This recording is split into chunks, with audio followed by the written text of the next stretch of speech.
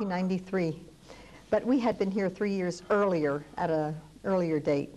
And this one was so different because I could compare from the first 3 years that we were here until the last 3 years. And I must say that I thought I covered just about everything. And I do want to thank all the people in Kuwait for all their kindness shown to me. And I will be leaving Kuwait, which I'm sorry to say, but I'll have pleasant memories. You're welcome to come back anytime. I would like that. And I believe that you have the most pleasant and generous rulers. They really are nice. Thank you. And what are the chapters of the book? What the book talks about? This book talks about everything. It talks about the architecture, the religion, the shopping, the people, the way they dress, the food, the music, just everything. And it has your Constitution in here also. I see. So when I was speaking at the schools, the students were quick to compare the constitutions. And of course, I think yours had a little better rating than ours. And did you receive any recognition from any president? Did you? Yes, I sent a copy to President George Bush. I asked if he had anything to contribute to the book, and he said, please send my letter thanking all the people of Kuwait and how much I think of His Highness the Emir and His Highness the Crown Prince. So I took the letter and I put it in the book. And yes, I hope I have. This is the letter to the people of Kuwait by George Bush. And he's thanking them for their hospitality and their generosity and the kindness and how much he really thinks of Kuwait. Well, George Bush is a great friend of the Kuwaitis, and a lot of Kuwaitis remember that character and the great role that he played for liberating the country of Kuwait. Yes. And of course, I think all the Americans agreed with him. And getting back to the book, he said he would like to include it in his presidential library, which made me feel very happy. And I feel the same way he does about the Kuwaiti people. Yes. And what are the things, I mean, mostly you've said everything about Just Kuwait. about everything. What are the most things that you liked in most of the book? I mean, some writers would like everything, but there are specific pictures, or specific topics that you liked. I was really fascinated and amazed by the architecture, by the beautiful homes. And the new homes or the old ones? All of them. All of them, yes. They all have their own special character. Because the architects of the older ones are a little they different. are so beautiful. I think, well, just about all of them. And I was very happy to be invited into many of them. And I found them just as decorated, just beautifully, inside as well as out. And, well, all the houses. I don't even have to show you the houses. You know what I'm talking about. Of course, I have my favorites. And I think the people, most of all the people. And the thing that I liked most when I did the research was that they still adhere to their old traditions.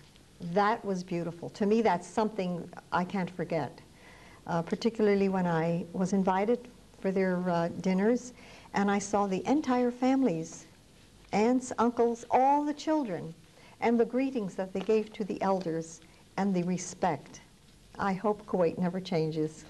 No, but as you know, Kuwait has a great concern for family value. Yes. It is one of the things. We always have relationships. It's even come from our religion, Islamic religion.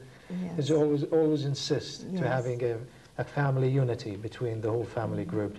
And one thing, how do you going to promote this book? This book? Yes. Well, when I get back to the States, we're going to find a book distributor because many people have asked for it. I have sent copies to California, Florida, Tennessee, New York, New Jersey, and now we're getting calls for it, so we have to have more printed. Maybe it's possible because in the States they have in colleges anthropology classes. Maybe it will be taught in one of the colleges back in the States. Well, I think it would, and also the book was read in the social studies class every day. They were reading a few chapters. They told me that after I left the book at the library, the teacher asked them to read chapters of it every day. And they were comparing. They had, the teacher asked them to compare the United States and Kuwait, not the size now, because that was too obvious, but something that they liked and found different. And the boys found something different in the Constitution. They thought the benefits for the people and the rulers were just fabulous. And they liked mostly the amendment that says, the article that says about the citizenship. They thought that was quite fair and wished that we had done the same thing. They also, when she asked the boys what they thought was the most interesting, they thought the excitement of the diving team was.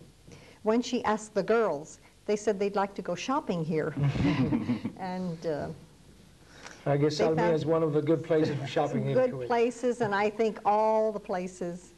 I think I've just about touched on every How one. about the dresses, the traditional lady dresses we have here in Kuwait? How did they respond back in the States about this? Well, they said if that's what they do, that's what they do. That's fine. They thought it was great. The long abaya or bukhna. Well, I told them, but underneath the abayas, they have some very nice French creations, you know, and they were interested in that. I said they have beautiful dresses, which is true, of course.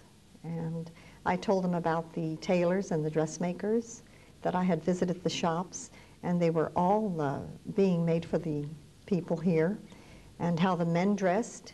And I told them the attire that you have is very, very elegant.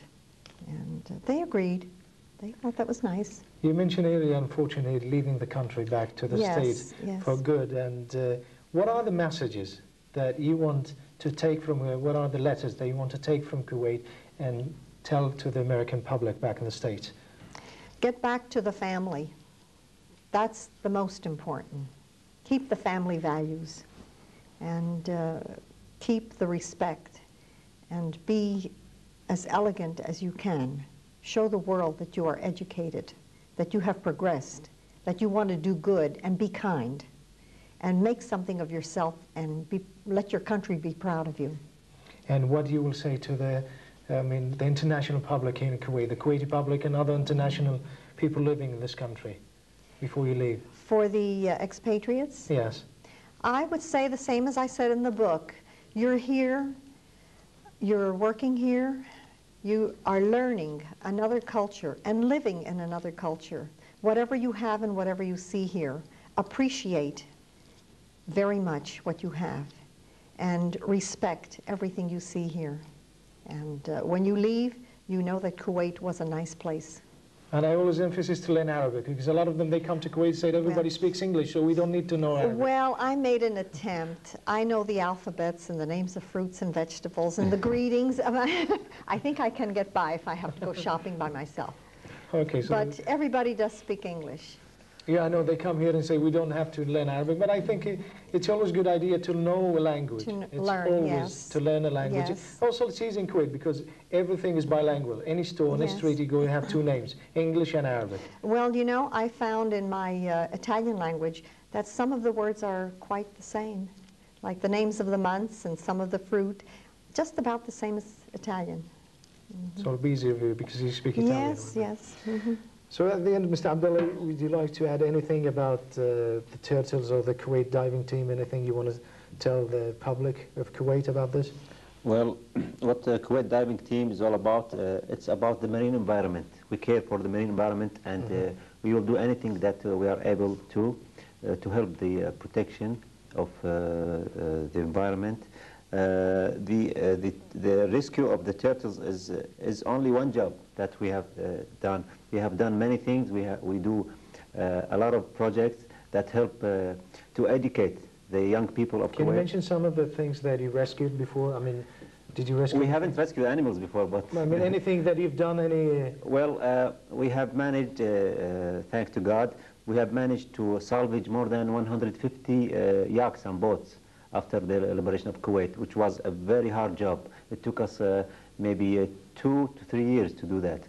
It was very hard, and we worked in the winter and the summer and through the year.